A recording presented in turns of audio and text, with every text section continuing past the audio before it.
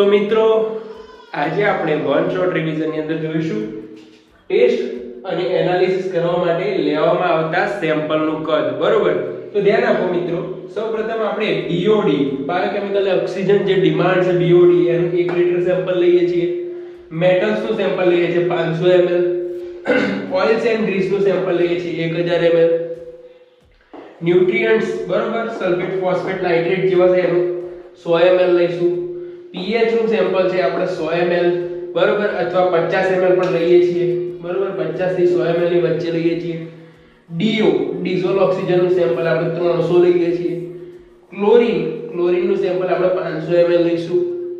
COD chemical oxygen demand છે એનું sample આપણે 100 ml લઈએ છીએ. ફિનોલ નું સેમ્પલ 500 ml લઈએ છીએ. તો આપણા સિલેબસ મુજબ આટલા જે ટેસ્ટ છે એ બધાનું આપણે સેમ્પલ આ મુજબ કદની અંદર લઈએ છીએ બરોબર. ટોટલ એપ્રોક્સિમેટ ટોટલ જોવા જઈએ તો ટોટલ એપ્રોક્સિમેટ આપણે લઈએ છીએ 2.5 લિટર જેટલું બરોબર. ધન્યવાદ.